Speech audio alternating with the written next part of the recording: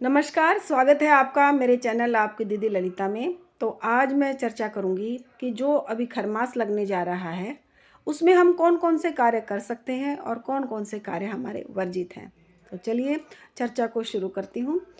तो अभी 14 मार्च से लेकर 13 अप्रैल 2024 तक खरमास शुरू हो रहा है। तो हम इसमें कौन-कौन से कार्य कर सकते हैं और कौन-कौन से कार्य नहीं कर सकते। एक तो आपको बता दूं कि जो खरमास है ये साल में 2 बार लगता है। एक तो जब सूर्य धनु राशि में जाता है उस समय लगता है।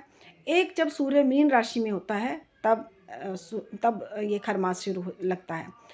तो आप ये जान लीजिए कि साल में 2 बार, एक बार धनु राशि में सूर्य जाते हैं तब, एक बार मीन राशि में जाते हैं तब।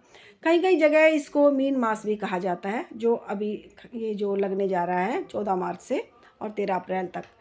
तो इसमें हम संस्कार, जो मुंडन संस्कार है वो नहीं करते। नामकरण, विवाह, रिश्ता तय करना, लड़का लड़के का हो चाहे लड़की का हो, या इसमें भवन निर्माण, जमीन का क्रय विक्रय, सॉरी, और गृह प्रवेश, उपनयन संस्कार, इस तरह के कार्य वर्जित माने जाते हैं।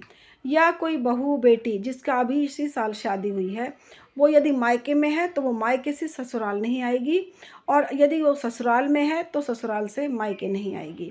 तो इस तरह के जो कार्य हैं ये वर्जित माने जाते हैं।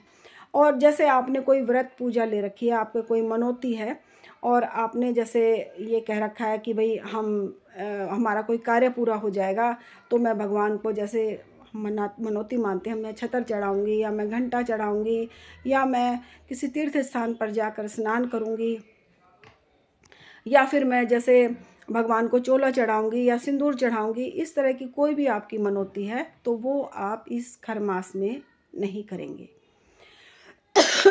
सॉरी, ये सब कार्य वर्जित माने जाते हैं जो हमारे मतलब इसमें। और उसी बीच में अब जैसे होलाष्टक भी बीच में आ गया, तो 17 मार्च से होलाष्टक शुरू हो जाएंगे और ये रहेंगे 25 मार्च तक। होलिका दहन होगी, उस दिन ये होलाष्टक भी समाप्त हो जाएंगे।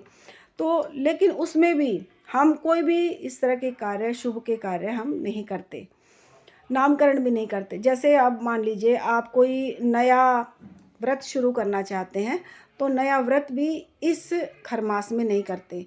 जैसे मान लीजिए आप त्रयोदशी करना चाहते हैं, जैसे शिव चौदस आती है, प्रदोष के व्रत होते हैं, तो प्रदोष के व्रत भी आप इसमें नहीं उठा सकते नए तरीके से। आप अष्टमी नहीं कर सकते। आप जैसे नवरात्रि जो व्रत यदि हम पहले से कर रहे हैं तो हम नवरात्रि कर लेंगे, लेकिन अगर हम अभी इस साल से नए तरीके से हम नवरात्रि भी नहीं उठा सकते। आप जैसे चढ़ती उतरती आप नवरात्रि करते हैं, शुरू से करते आ रहे हैं, आप वैसे ही करें। लेकिन अगर आप ये सोचें कि मैं अब नवरात्रि जैसे इसी साल से करूं क्योंकि इसी बीच खरमास भी है, तो वो आप नवरात्रि का व्रत वो नहीं कर सकते। आप ये कर सकते हैं कि जैसे हम अभी नवरात्रि शुरू हो जाएंगे, 9 अप्रैल से नवरात्रि हैं, तो 9 अप्रैल में आप जैसे नवरात्रि शुरू करेंगे तो आप कलश की स्थापना भी करेंगे, माता रानी के ज्वारे भी उगाएंगे और माँ भगवती के श्रृंगार भी करेंगे, उनके लिए वस्त्र आभूषण भी लाएंगे। तो वो आप कर सकते हैं क्योंकि ये आप पहले से करते चले आ रहे हैं, तो ये आप कोई नया नहीं कर रहे हैं, तो इसलिए इन चीज़ की कोई मनाही नहीं है। लेकिन आप जो नए तरीके से करेंगे, जैसे अब आप सोमवार उठाना चाहते हैं तो खरमास में नहीं उठाएंगे, आप मंगलवार व्रत करना चाहते हैं तो नहीं करेंगे, आप शुक्रवार, मतलब कोई भी नई चीज़ आप नहीं करेंगे इसमें खरमास में। जब खरमास समाप्त हो जाएगा उसके बाद आप कर सकते हैं। जैसे आपने सोमवार के व्रत कर रखे हैं 16 सोमवार के, और उसका उद्यापन अब आप खरमास में पड़ रहा है, तो वो आप उद्यापन कर सकते हैं क्योंकि 16 सोमवार का उद्यापन है, तो ये आप पहले से करते आ रहे हैं, तो वो आप कर सकते हैं। जैसे वैभव लक्ष्मी का उद्यापन है वो आप कर सकते हैं। जो आप चीज़ खरमास से पहले करते आ रहे हैं और वो आपको अब करनी है तो वो आप कर सकते हैं, उसमें कोई मनाही नहीं है।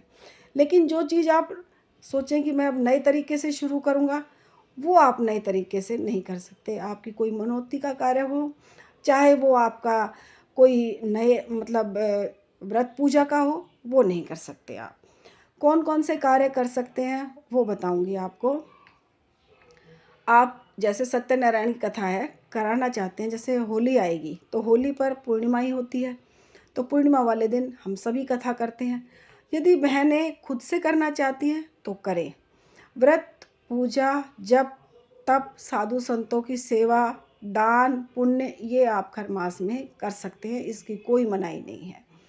जैसे गायों के लिए कई लोग चारा डालते हैं तो अमावस्या पे, पूर्णिमा पे डालते हैं, तो आप डाल सकते हैं, उसमें कोई मनाही नहीं है। आप हर रोज़ भी जाकर, अगर गौशाला आपके घर के पास है तो आप हर रोज़ भी डाल सकते हैं। जैसे कई लोग बुधवार के बुधवार हरा चारा खिलाते हैं गाय को, खिलाइए आप, उसमें कोई डर नहीं है। ये तो आप पुण्य का काम कर रहे हैं, तो ये काम कर सकते हैं आप। लेकिन ऐसे नहीं कर सकते कि जैसे आप कोई नई चीज़ करके और सोचें कि मैं इसी में सोमवार के व्रत उठा लूँ, या मैं नवरात्रि उठा लूँ, या मैं शिव चौदस के व्रत उठा लूँ। ये आप कार्य इसमें नहीं कर सकते।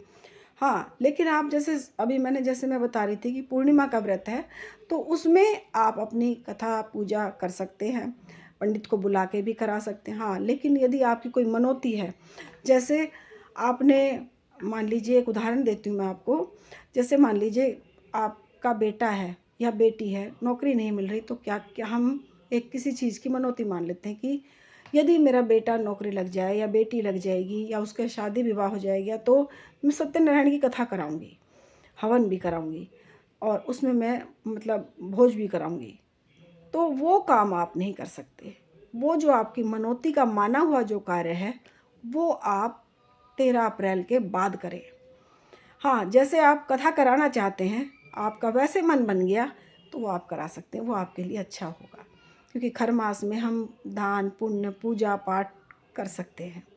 लेकिन कोई मनोती पूरी हुई उसके लिए नहीं। जैसे आप कीर्तन कराना चाहते हैं, कराइए, कोई मनाही नहीं है, क्योंकि आपने कोई मनोती मान के थोड़ी कर रखी। जैसे अभी नवरात्रि आएगी, नवरात्रों में कई लोग कीर्तन भी कराते हैं, तो आप कराइए घर में कीर्तन, आप जागरण कराइए, कोई डर नहीं है। लेकिन आपने कोई मनोती माना हुआ आप जागरण कराएं, वो नहीं कराइए। आप कोई मनोती माना हुआ आप कीर्तन वो मत कराइए। वैसे आप दान, पुण्य, पूजा पाठ के कार्य करा सकते हैं। तो आज के लिए इतना ही। कल फिर मिलूँगी एक अच्छी वीडियो के साथ। तो यदि आपने मेरे चैनल को सब्सक्राइब नहीं किया है तो मेरे चैनल को सब्सक्राइब करें, लाइक करें, शेयर करें। जय माता की। हर हर महादेव।